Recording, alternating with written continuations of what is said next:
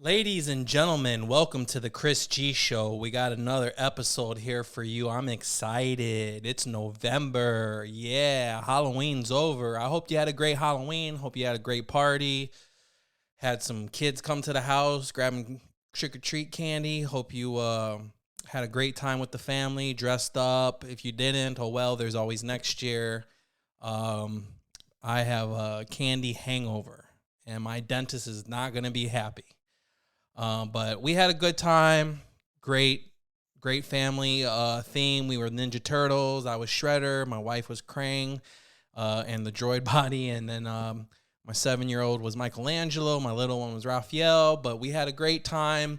It was a little chilly out that night, but we got through it, layered up. And I'd rather be a little chilly on Halloween than hot, to be honest with you, because hot weather on Halloween, it just, forget about it. But moving on, it's November, and the weather is cold. But I heard we were supposed to reach 80s again at some point, which is disgusting. But I'll take another warm day. Why not?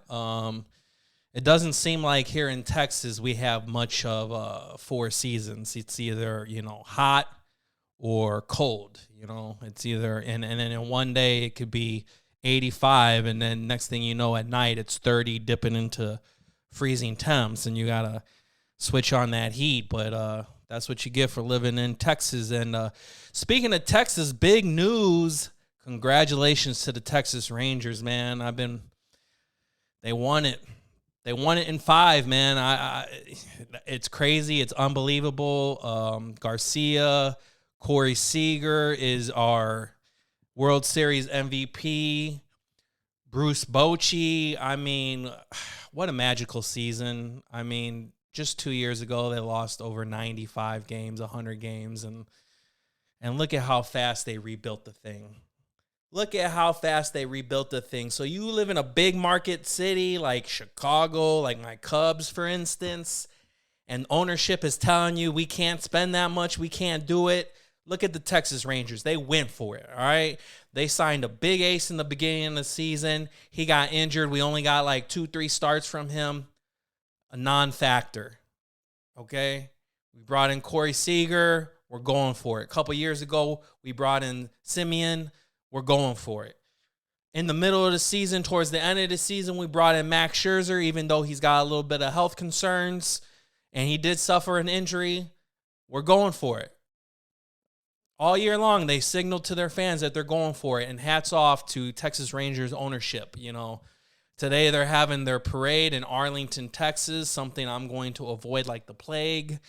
But congratulations to the Texas Rangers. That is my AL team since I've been living in Texas now well over 13 years. I've adopted them as my AL team, and I've been to several games. And it's funny. This is the one season I didn't make it to a Rangers game, and they won the World Series. So it was me all along. I apologize to the Rangers fan. We probably would have won a couple chips a lot sooner had I not attended any games those seasons. But hats off to the Rangers. I look forward to seeing how they repeat and enjoying the rest of the year. And I am going to drink this weekend in celebration to the Rangers there. Gonna get into a lot of things this show. Big Mike's calling in here soon. But have you heard about this new Beatles song that's out?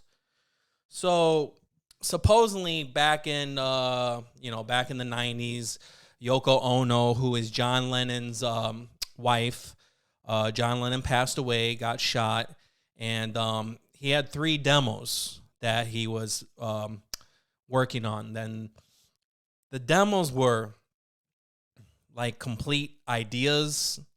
They just didn't have instruments around him. He didn't have the full band around him. He already had the lyrics laid out, and it's just him playing piano and singing the songs. Well, in 1995, the demos came to light, and they started working on the tracks and trying to extract his vocals from the tracks, away from the piano. And they worked on it. They had Paul, George, and Ringo come in to work on this back in the 90s, and they just didn't have the technology then to make a complete song and remove John Lennon's vocals from the piano. So they had to wait. And fast forward to 2022, 2023, they got back in the studio. I think, I'm not for sure what streaming service, but they had that big Beatles documentary a year ago that was, I hadn't watched it yet, but I'm going to watch it eventually. And just a lot of footage from their studio sessions. I heard it was great. If you're a Beatles fan, you love rock and roll, go check it out. And I'm going to. But they were able to complete a brand new Beatles song together. You got, before George passed away, they got some guitar from George. Ringo came in and Paul came in, and they laid their vocals and their drums and everything, and it's a full, complete Beatles song. It's called Now and Then, and it was just released today, November 3rd, and, I'm going to check it out. It looks like a good song here. They got a music video for it where there's a lot of edits in it. They got George and Paul, rest in peace, George and John, rest in peace. They are the Beatles that have passed away. And but yeah, it's a 4-minute, 30-second song. And I look forward to checking it out. So if you're a Beatles fan and you hadn't heard the news, the Beatles have released a brand new single. So go check it out. That ought to be fun. And I just want to take this time to remind folks that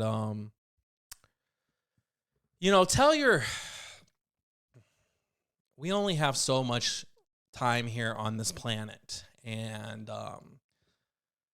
the day-to-day grind, we can forget about what's important to us, and always reach out to your loved ones, especially your immediate family, ones you live with and talk to day to day, and tell them that you love them, and tell them to be careful, and tell them that to come home, and to be careful, and just be conscientious of your surroundings and how you drive. Things like every day, just, we don't think about it, but we need to be careful out there. A lot of things are changing in the world, different ways of driving, different people moving into areas that they're not familiar with the roads. They're not familiar with how people drive around here, and they're not familiar with just the lifestyle of where they move to. And just reach out to your loved ones and tell them that you love them and that you care about them, because you never know when you might not see them again. And that's an unfortunate thing. And, life goes on, but we have to always remember to tell the ones and reach out to our friends and families, especially our friends that we don't talk too much, because we have all these dumb phones now that were advertised as, oh, stay more connected, but really it was more like, stay, more involved in people's life, quietly creep in on them, look at their social medias, but no more calling. No more, people don't call and talk on the phone as much as they used to, as when I was coming up. And so just a reminder to reach out to your loved ones and tell them that you love them, and that you care about them, and that there's people here thinking about them, and that they're important to your life, and that you need them to be safe and sound and to come back home to you in one piece. So moving on from that, there's a lot of NBA news out there. There's a lot of crazy things going on. Oh, I got a show coming up this Sunday. It's called Stand Up Roulette, where the audience picks the topics and we kind of just riff, try to make a joke, try to make a funny out of it. And that's my first time doing it down at the Dallas Comedy Club. I'm looking forward to that. That's this Sunday at 8 o'clock if you can make it out. I'll be interested to see how my skills are riffing, Other than that, I've been hitting some open mics lately. Looking for my next show to book soon. And, my goal in comedy is just, I like to headline sometime, maybe produce a show in 2024. I'm getting there. I can only do so much as a family man who has a career whose job requires them to travel a lot. So I'm hanging in there. I'm doing as much as I can, networking, trying to hang as much as I can. But there's only so much a man with a whole life can do in the comedy world. And that's that. Talk about this here news story. Did you hear about the city of Dallas is under a lot of IT attacks? A lot of hackers been attacking the city of Dallas for some reason, and a lot of hackers been holding information hostage. Supposedly they gave them till today to pay their ransom.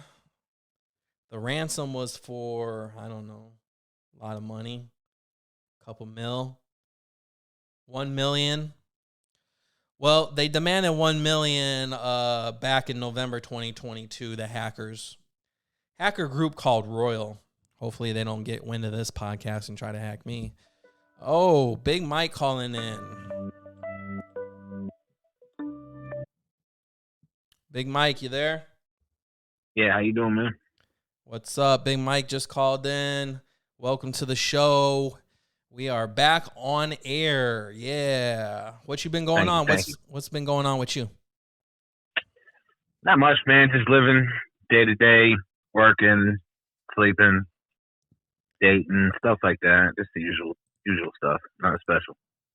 Dating. It's getting cold, man. It's getting cold. I'm in Chicago. It's getting cold. Yeah, I was just touching on that a little bit. It's supposed to touch 80s again around here real quick before it gets cold again. That's crazy. What's the temp there right now? It's upper 40s. Okay. And that's pretty much the high, huh? And you got especially if you're not getting sun. You guys got snow already, huh? Yeah, it was 32, and we got like maybe an inch of snow on Halloween. Nasty. Damn, interesting. When's the last, man, do you remember the last time it snowed on Halloween? Yeah, it's actually, honestly, it's been happening over here probably like, I think that was like the third time in the last 10 years. Oh, wow. So, yeah, I mean, I remember when we were young, I can't recall much snow on Halloween. I mean, I know there were some cold days, but not the snow. Yeah, I can't really say for sure, but I'm pretty sure it's like we've had about three years in the last 10 where it snowed on Halloween. And then, like, coincidentally, on Christmas, it really hasn't snowed much. Only like maybe like one or two. Right. Yeah, things are wacky. Yeah, I just remember the first good snow coming like mid-November. It was very rare that there was a bunch of snow around Thanksgiving. I just know once it gets into December, game on. December, and it feels like a little delayed now, like to where like the real snow doesn't really hit till January. Yeah, February. Yeah, there has been a little bit of a season slippage. Yeah, the seasons kind of feel like, to me, it kind of feels like they're blending, right? They're just like the transitional seasons are kind of like anything goes. They're bleeding, yeah. They're bleeding over a little bit. Well, that's interesting. Hey, are you current on Loki? Have you been watching Loki? Yeah, to an extent, I think. I don't know if I've got one left or two left, but I have been watching it. Yeah. Season 2. Yeah. Yeah. I was big on Loki season 1, and season 2 came out. And it had been so long, me and Jamie decided to rewatch season 1 again and just go right into season 2. And it's been fun. I don't know, here's what I can say about Loki. Visually, it's beautiful. I love the like 60s. It has a 60s chic to it, mixed with like, I don't know, like Greek mythology kind of mixed with like the regular Marvel kind of multiverse stuff. You know what I mean? Yeah, I kind of understand what you're saying. Like, when they go to the TVA, for those who don't know, it's Loki from Marvel. It's streaming on Disney, and Loki, Thor's brother. And so, yeah, it's like the TVA is the timeline. it's like the FBI, but they control timelines. And like the whole office, right? They got like a 60s vibe. Everything kind of looks like old technology. And just the aesthetics and the set pieces look really good. I really appreciate that. And what's the dude's name? The god that's in it. The actor's name is like Major. Jonathan Majors is the actor. He who remains. Yeah, He Who Remains. Really good in that. Owen Wilson is good. They got the kid. He's grown up now. The kid that was in Goonies. Remember him? Yeah. Wasn't he also the Indiana Jones kid? Yeah, same kid. Yeah, Ki Hu Kwan or something. I chopped that name up, I'm sure, but yeah. Owen Wilson's in it. Yeah, I mean, it's a great cast. I've had a lot of fun with it. Season 2 seems to kind of be a little bit of a runaround. You're kind of trying to figure out what time, or, he's time jumping and different branches. And it's very hard to explain. It's like trying to explain your dream to somebody. You just got to watch it.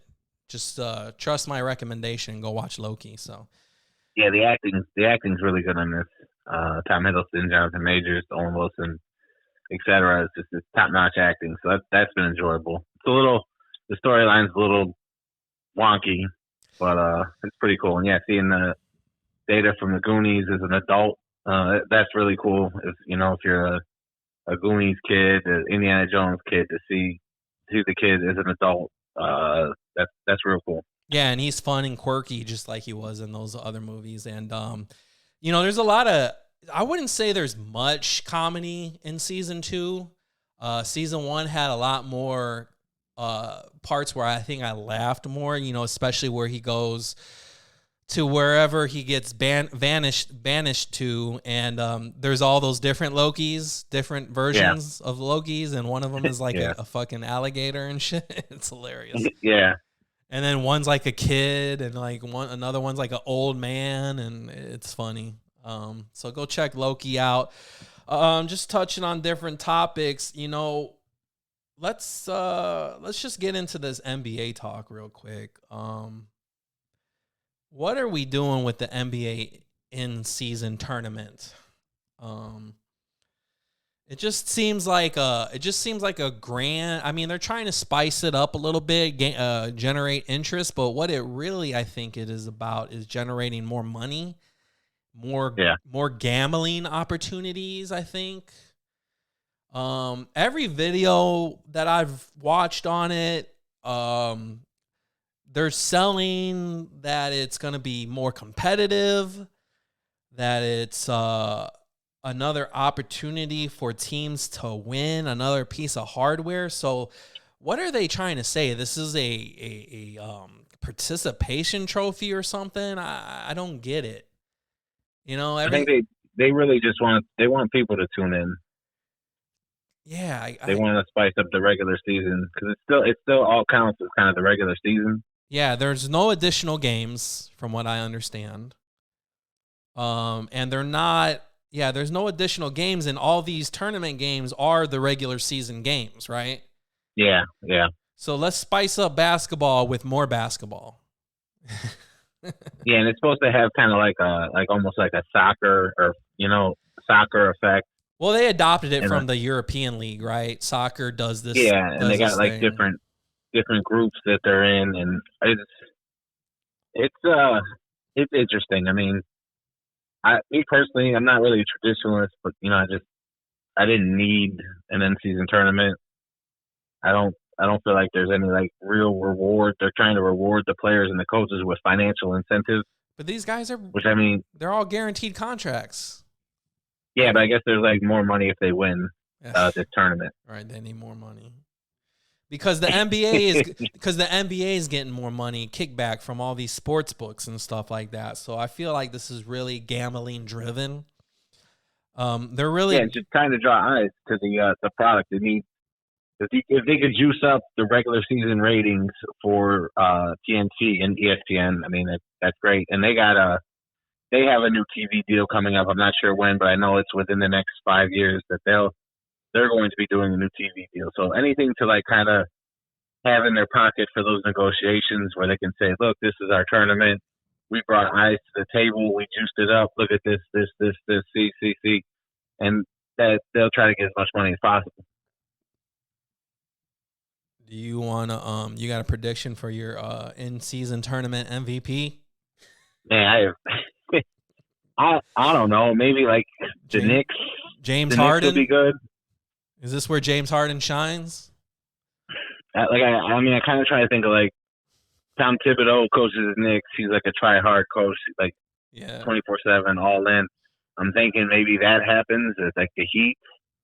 Will it be like Bam Adebayo, maybe the MVP, Heat culture? Nuggets look really good. They've been rolling. And they lost one game, but they've been pretty much rolling.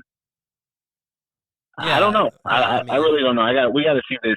We got to see this transpire. We got to see this go down because I'm not sure. Yeah, with this in-season tournament, they also have released a bunch of like new court designs. Have you been seeing those coming through?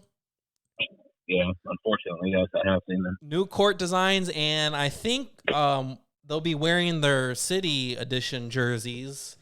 So let's get into the City Edition jerseys. They released those this week, for all the teams in the NBA. And, I'm reading through the Yahoo Sports article. Yahoo has the Toronto Raptors as their number one jersey, which is basically, it's just a basic Toronto Raptors jersey. It's just dipped in gold and has black trim. So, I mean, yeah. I guess the more basic you are, the better looking you are. But I don't know. There's some really horrible, ugly ones. I'll start with my first horrible, ugly one. Yeah, rank them up. I'm not trying to steal your thunder because I'm pretty sure we have similar ones. We might. I'm not gonna say. Obviously the ugliest one is the Denver Nuggets one. I don't get it. 5280, is that like is that their area code? Is that the address to the building or some shit? Yeah, I don't know. I'm gonna just guess right here off a limb and say, is that something to do with like the altitude? Oh, you there you go. 5280. I wouldn't be shocked. That's the exact mile. That's how many feet a mile is. 5,280. There you go. Yeah, mile high. Look at you.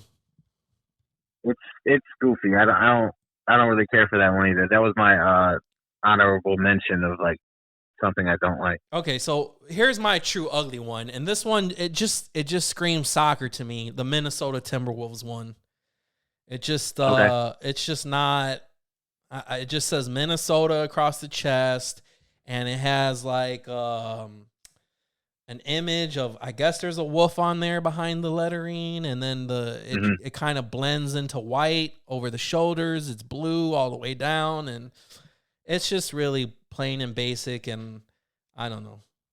I'm not feeling it. Minnesota Timberwolves. So that's one of my worst ones. I got three. I'll just run through them. If you match it, chime in. Number one, for me, it's the hometown team. It's the Bulls. Oh, that's surprising. It's just too basic. It's just insanely too basic. It feels like they took 5 minutes to design it. Not a fan.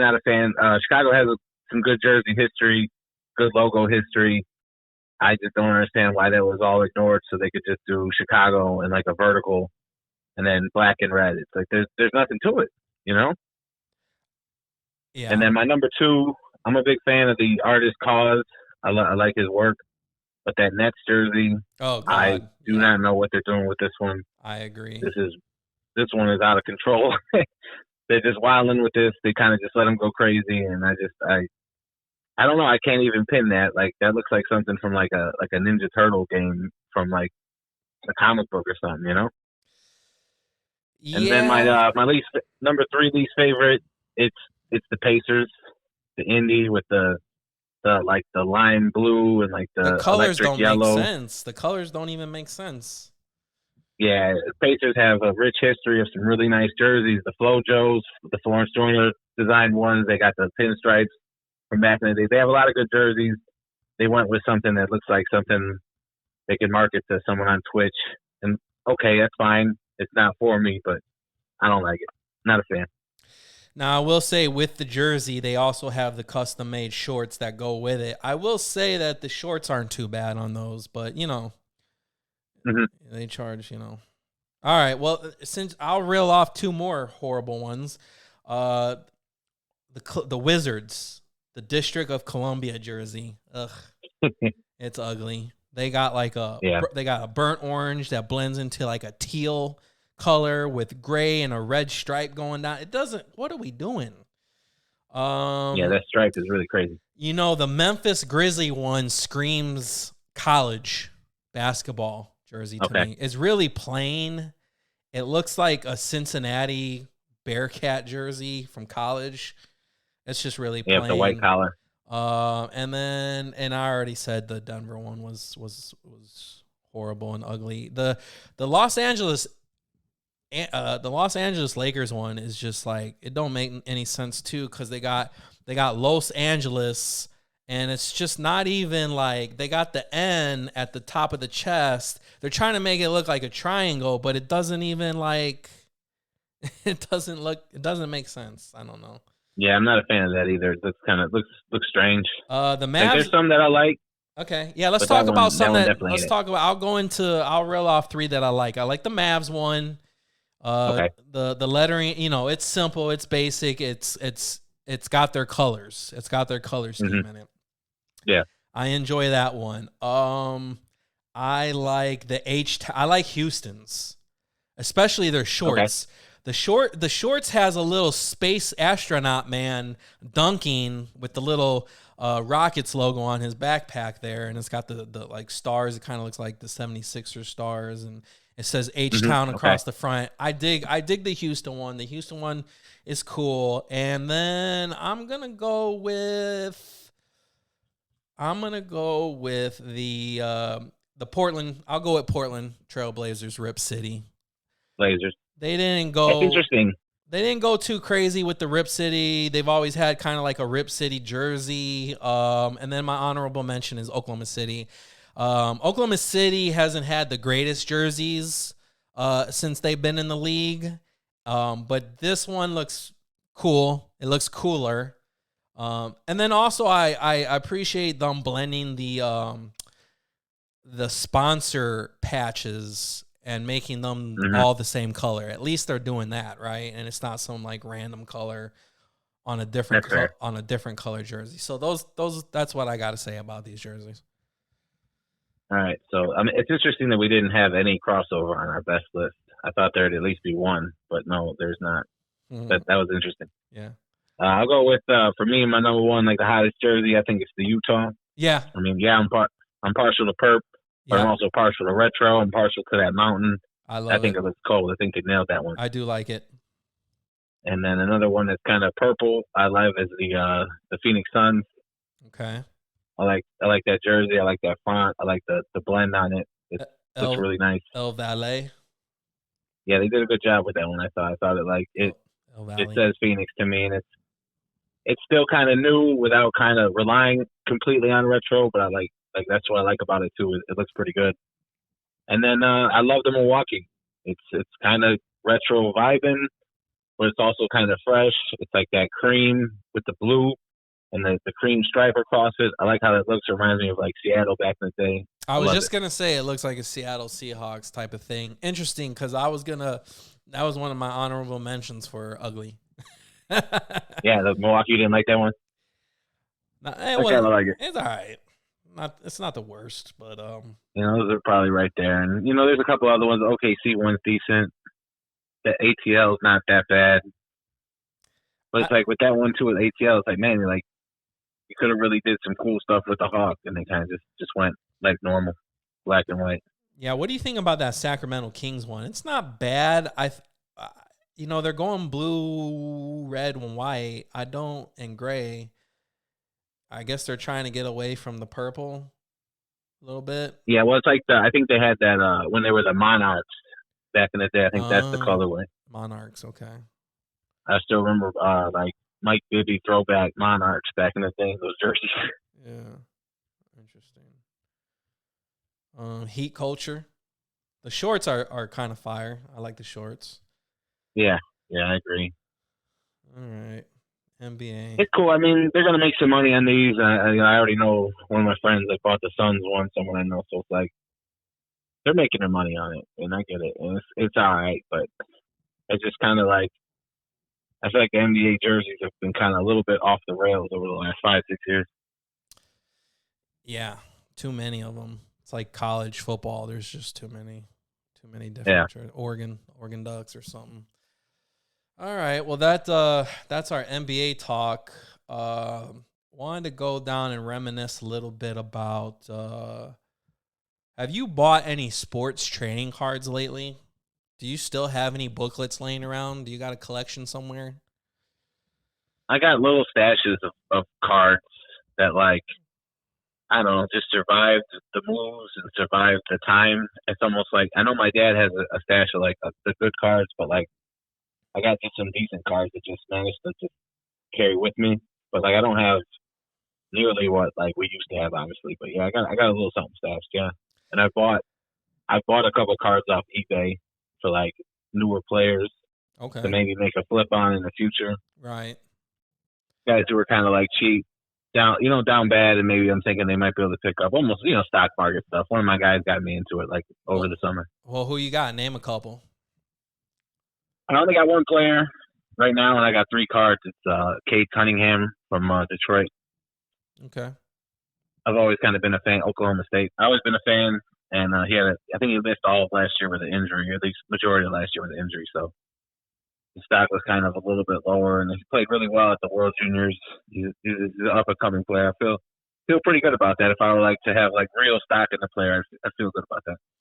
Absolutely. And did you get into this kind of like looking into NFTs or just getting back into physical trading cards, or was this off the it would have to NFT hype? It'd have to be all physical. The NFT, that scam was just not working for me. You're gonna have to try harder than that. Try harder on your scams out there. Yeah, I mean, I was just reminiscing about trading cards and how we back growing up in the neighborhood, we used to actually trade trading cards and be like, hey, and we used to have like baseball cards and I remember my dad bought me cases of like hockey, like boxes of hockey cards, and I would just have like a ton of hockey cards. That's how you learn all the players' names and stuff like that. And I know I got a couple. I got a couple booklets laying around still of like football and basketball, some Michael Jordan stuff. But I don't think they're really.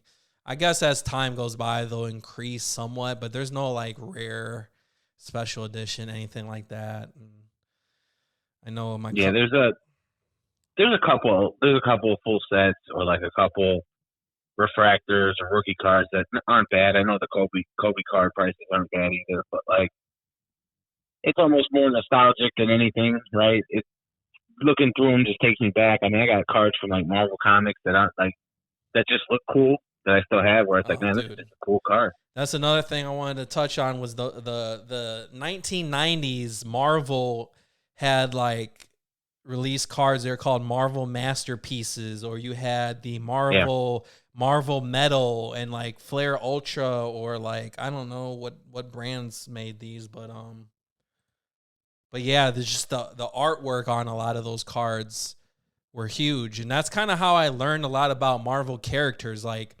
because we didn't have like the comic book movies weren't around back then, right? Oh, not really. No, nothing was. We had the old Spider-Man from like the 60s or the 70s. We had like the old Superman that none of us watched growing up. I mean, our parents loved it, but we didn't watch that old Superman movie.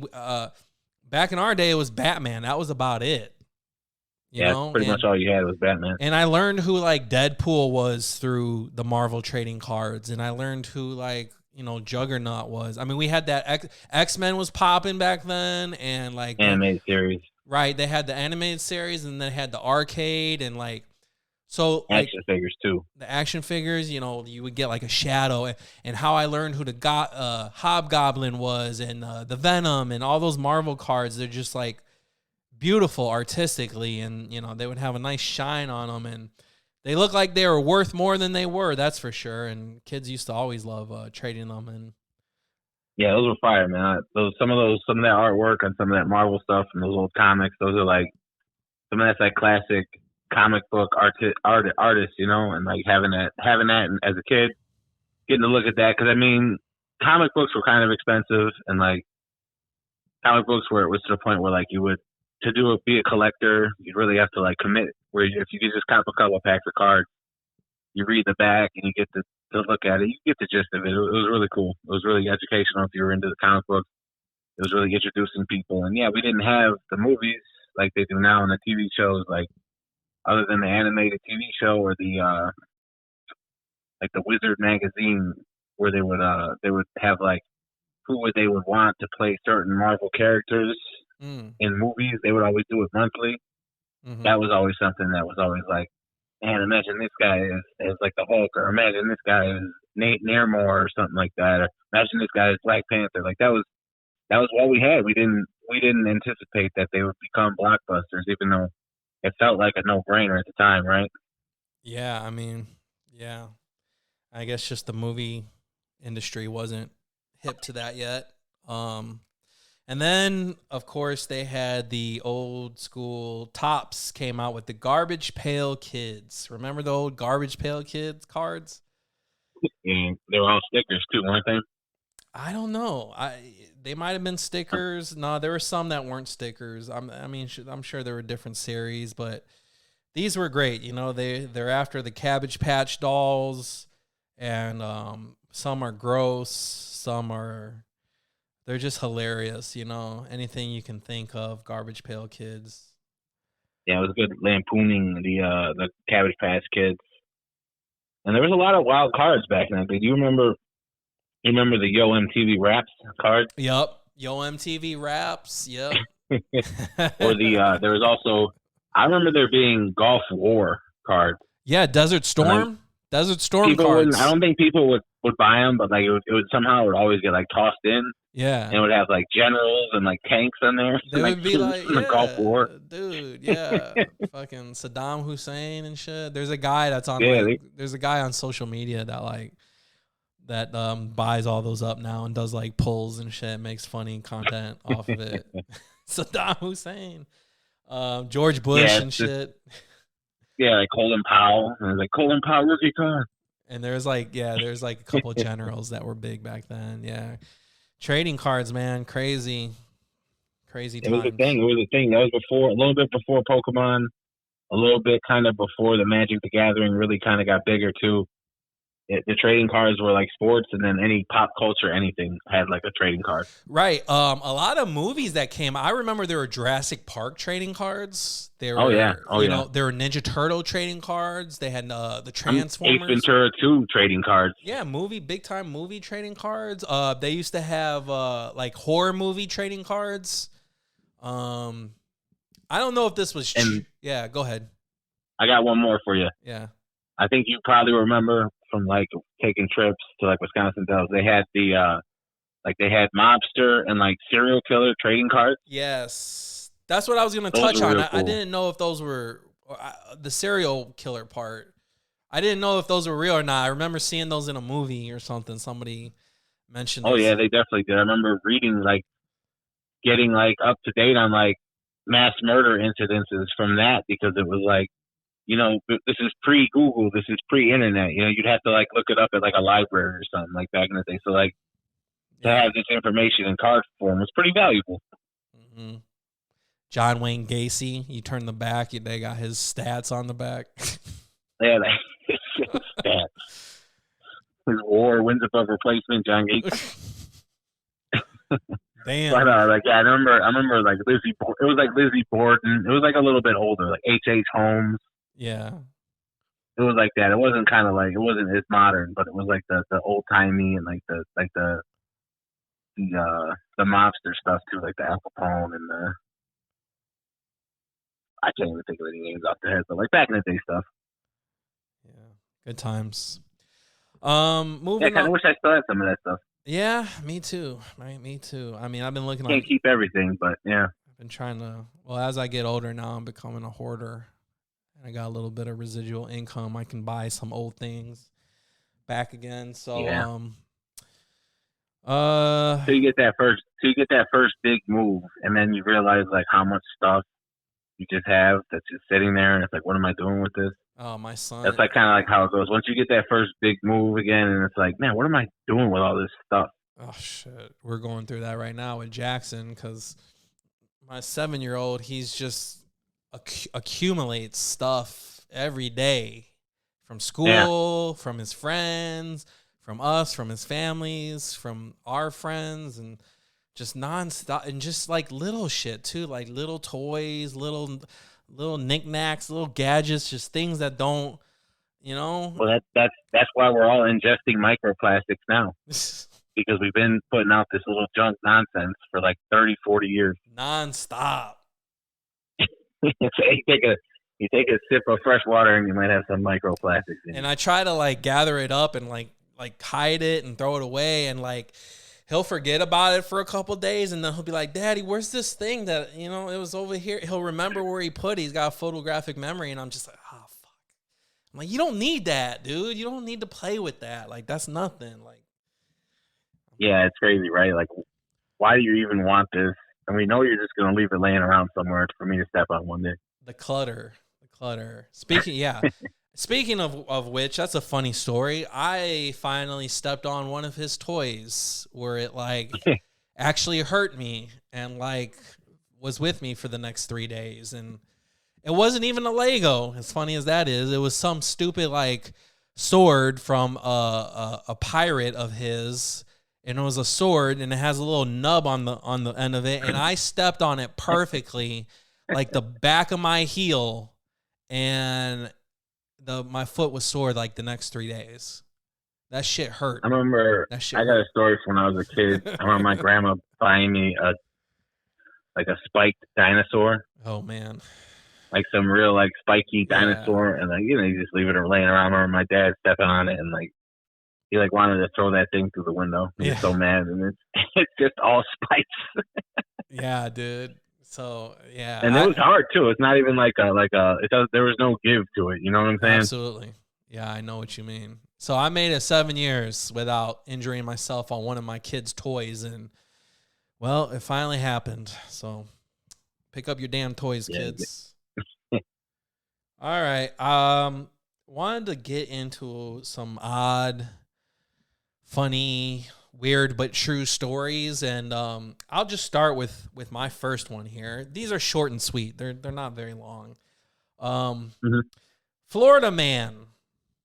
Whenever a story starts with Florida man, Florida man cited for booty patrol vehicle. Have you seen this vehicle circling the internet? I saw that picture. Yes.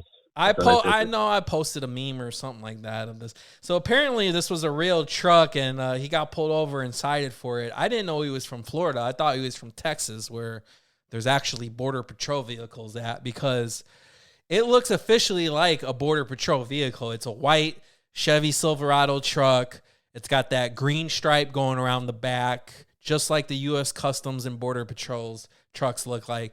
But on the side, it says Booty Patrol instead of Border Patrol. And it's hilarious. It's got the official like federal government logo on the driver's side door and everything. He's got lights on it on the back, and it's been spotted all over the place. And he says it's a show vehicle, and that he only turns lights on and everything when he's at like a show, but he got in trouble for driving around and shit, impersonating a federal employee Booty or something. patrol. You know, booty patrol. Yeah. So that's one you can look up. Funny but true, Florida man, booty patrol. All right, I got a local one, and it's I don't know if it's funny as much as it's just like kind of crazy. So there's a guy last year in Chicago. He has like a 2017 Jaguar SUV, and he went to take it for an oil change. And when they were rolling the car out, someone carjacked his vehicle, pulled off with it, stole it. He managed to track it down with the GPS, found it a couple hours later, got it back. When he got the car back, he took it to the gas station to fill up. And at the gas station, he got carjacked again on the same day for the same car. And they took his 2017 Jaguar SUV for the second time that day. And he eventually recovered it for a third time, but I would believe he took that immediately to his garage and probably didn't drive it again for a while. Twice in one day. Talk about bad luck. I can't imagine. You find it, and then you take it to the gas station to tank up, and someone puts a gun in your face to steal your car for the second time in a couple hours. That's wild. That's nuts. Don't buy an SUV Jaguar. Those things are hot on the market. Yeah, or those Jeep. If you got a Jeep Trailhawk or Jeep, one of those fancy Jeeps, they're definitely looking for you every time you pull off. Mm-hmm. Yep. Well, I'm gonna just run right into my next one. This is more interesting. This is more of like the future. So first 3D printed neighborhood is providing 100 sturdy, affordable solar homes near Austin. And I think this is funny because it says affordable, but it's starting at $400K. But well, here you go. Austin, that's affordable. Here we go. Out in Austin, Texas, there is a neighborhood that is taking shape where 100 homes are being simultaneously made by 3D printers. Now, I know you've seen 3D printers on a small scale where they print like, just a little plastic toy or whatever. But have you seen any videos of like large scale 3D printing yourself? Have you? I saw the one where they do the houses. I don't know if it was in Texas, but I saw a video on like how they do it and all that stuff. It's pretty crazy. Yeah, so I don't know how sturdy the home is. Like, I don't think you could do a 3D printed home in a place that gets like cold for like 6-7 months throughout the year. Right. Because it doesn't look very insulated. But it's crazy how efficient it is to do. It's crazy how quick it can be done. 3 weeks, they're saying, to build one house. That's crazy. And it reminds me back in the day where you could buy like a house out of like a Sears catalog. And they would just drop it off and construct it yourself. Yeah, I read that. So yeah, you would buy the lumber. It's all pre-cut for you and everything. And what you would have to do, you still have to like hire people to put it together. You still had to buy a bunch of materials. You're just buying the floor plan and the lumber is essentially what you're buying. Played Red Dead Redemption 2, they have it in there. It's crazy. Yeah, it's pretty crazy. I can't imagine that. Just like, I bought my home out of this catalog here. Yeah, you still had to like buy a lot of the mechanicals, the electrical, and the plumbing materials with that. But yeah, it's a good start. But these houses that I was looking at in Austin that are being 3D printed, they're anywhere from like 1,800 to 3,500 square feet, I think, which are pretty big houses. And it's all concrete because they got this machine. It just goes around in a pattern until it's like 10 feet tall, right? It just keeps going around in the pattern. It cuts out your walls. It cuts out the kitchen island. It has all that stuff, and it's all concrete, right? So concrete it looks like stacked concrete things, kind of. Yeah, like stacked paste on top of each other, just paste. Layer and layer and layer, and just goes around. You program it through your laptop and everything. Looks nice. So it's interesting. And then you gotta decorate with all the interior components and stuff like that, fixtures and your cabinets and your toilets and all that stuff. But it takes only 2 to 3 people to set it up and to monitor it and to keep loading up the machine with concrete mix and stuff, because obviously. So it makes me wonder what's going to happen to the construction industry moving forward. We got crews of guys out there doing, putting up wood framed houses. These are obviously concrete houses, and it just makes me wonder if this is the actual future of the construction industry. What's going to happen with all these jobs and things like, technology. Yeah, anytime they can autonomize things and take away labor, yeah, they're gonna try it. It's just kind of how it goes. So I don't know. I guess it's only one way. You probably couldn't do a wood 3D house, right? It's got to be all that whatever they use, And that's the thing. The concrete mix they have. So I imagine that's got to have like an effect. Like, is there enough of that concrete mix for them to even take over? Yeah, and that's the relationship we are right now in this era with humans and technology. We all view it as it's cool, right? And it's marketed to us and sold to us as it's cool, it's efficient, it's easier, it's quicker, and all that other mumbo jumbo. And we accept it with open arms, and we're like, yeah, it's cool. But what are the long-term ramifications of all this technology that's being tossed upon us? Like, as far as like people having jobs and the economy and things like that moving forward. And like, it's kind of like a wolf in sheep's clothing, right? Like we see it might be, it's going to take a little time, obviously, I think, for everything to kind of get to those points, but eventually that there's going to be a real reckoning, especially if they get those automatic like cars and trucks. Because like if you look at the number one job for people without a college degree across all 50 states, it's pretty much truck driver. Yeah. So if we get to the point where we start replacing truck drivers, I don't know what's going to happen. Yeah, it's tough. But that was one little news article I thought was interesting that I would bring to the forefront. They are 3D printing affordable houses starting at $450,000. That's where we are in 2023. Yeah. Like your 7% mortgage or whatever. What else is going on out there in the world? You got anything else? Yeah, I got one more. It's more kind of funny, if not just absurd. Okay. This was from the summer. Indiana man robs woman at gunpoint, then asks her out on social media. Indiana man. So he approached this woman on the street, gun drawn, to rob her. Wow. And when he went through her pockets, he pulled out her phone and he pointed the gun at her and said, I need you to add me on Facebook.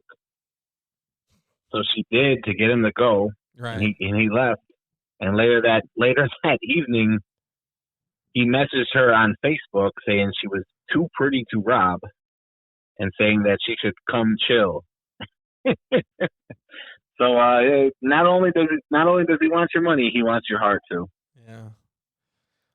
Yeah. Any conclusion to that? Did he get arrested? Did they go on a date? I don't think love was sprung, but they did eventually arrest the man. Yeah, he one of those not too bright criminals from the good old Indiana state. Here's one real quick. North Carolina man. We had a Florida man, an Indiana man, and now a North Carolina man. North Carolina man. Here's the headline. Shout out to Pete Pablo. Mom skeptical of prankster son's lottery win. Uh-oh. A North Carolina man said his history of Halloween pranks complicated his efforts to convince his mother that he won $266,000 lottery prize. Ralph Mayton Jr. of North Carolina said that he bought a lottery ticket and that he won $66,000 on a progressive jackpot plus an extra $200,000. But because of his history of always pranking, like him and his brothers, I guess, prank his mother every Halloween, and he happened to win the lottery very close to Halloween. He's been trying to get a hold of his mom to tell her that he won the lottery, and she doesn't believe him. She keeps hanging up the phone on him, saying that, yeah, right, you guys keep playing tricks on me. But she says the only way she's gonna believe him is when he takes her on a trip to Hawaii. So They got a trip to Hawaii coming up, and but that's funny. Man, those are good problems to have, my man. Good problems to have right there. Trying to convince your family that you won the lottery. I would like those problems. Mm-hmm. Yep. So, anything else going on in the world? Any new music dropping? Anything we're excited about? Not really. Lloyd Banks, Alchemist, Halloween Havoc. Alchemist, nice EP today where he's rapping and he's producing and he's got some guests. It's beautiful. He leaves the instrumentals on there, so if you want the instrumental, Alchemist always delivers, man. One of my favorite producers of all time, and he's spitting some bars on this one. He's going and getting it. Big fan. Yeah, that's funny because recently, speaking of the Alchemists, there was a video that went viral a couple weeks ago of him back in the early 90s with that other actor. Who is he? That other actor from like Ocean's 11. Uh-huh. They were in a rap group, Scott Can. Scott Can. There you go. And I had no idea that Alchemist was a rapper back in the day, and he was signed to like Def Jam or something, or whatever the same label Crisscross was on. And they were like, their music video went viral a couple weeks ago of them rapping and shit. Yeah. And they were pretty good, and that was interesting. I had no idea, and it makes sense. It makes sense if you were in hip hop that you attempted to rap at one point and became one of the best producers hip hop and rap has to this day. The Alchemist. Yeah, he's been part of the hip hop culture for a long time. Yes, and that's pretty cool. That video was cool to see. It was hard, like it was like the white boy version of Crisscross. Yeah. That was fun. That was fun to see. I remember that. I remember when that hip hop culture was really taking over in that early 90s, and man, like everyone was rapping. Mickey Mouse was rapping, everyone was rapping. There was a lot of kid rappers. There aren't there's hardly any kid rappers anymore, right? I think the last great one was like probably Bow Wow. Yeah, there's a couple, but like they're not on yet. Well, they start getting Lil Tyler in Florida. They start getting into drill though. You see what I'm saying? They start trying to get into that drill rap, and I don't know. I guess that's just the future now. So, but speaking of Alchemist, since you mentioned it, Action Bronson dropped a new track with Alchemist. You hear that one yet? Yeah, that's on the EP. It's like it's called Flying High Part 2. Oh, okay. Yeah, so it's got that song with Bronson, and Alchemist did the video too, right? I love that beat too. God damn, the Alchemist makes some great beats. So I guess, man, snaps, man. So I guess Mr. Baklava is not dropping a new project. He just did one, this one for Alchemist, huh? Yeah, I think so. I think that's just a one-off from the EP. Maybe we'll get some. He's going on tour, right? Yeah, he's on tour. You were looking to go check him out, but I'm looking into it. Yeah, we'll see. Mm-hmm. See how it goes with that. But yeah, otherwise, Alchemist's been steady busy too. I mean, he's got he did that one with that dude Mike. I'm not even super familiar, but I know he's got an EP with the dude Mike, and then did that EP with Earl Sweatshirt. That's pretty decent. Oh, yeah. And then he's also, I think he's doing, I don't know about half, but I know he should be on that new Benny the Butcher that comes out in a couple of weeks. Pretty heavy. Ready for that. He got the single with him and Wayne, Benny and Wayne. It just dropped today. That's a hard record too. Oh, I gotta go peep that. All right. Yeah, check that one out. All right, well that does it for the show today. I'll holler at you later in the chat. Yeah, man. Thank you. Always a good time. I'll holler at you, man. All right, man. Take care. Peace. See you. That was Big Mike from Chicago. Always enjoy him calling in, giving us his 2 cents and his opinion, and bringing us good stories to the forefront, and putting him on. That's my boy. We grew up together in Chi-Town. We got a lot of things in common. He grew up right across the street from me when I moved to the neighborhood back in my 6th grade year. And that's my boy. I got another boy. He lives in Florida now. Another Florida man. Shout out Jay Liotz, Papi Gelato. That does it for the Chris G Show. I hope you enjoyed it. I'm going to chop these up now.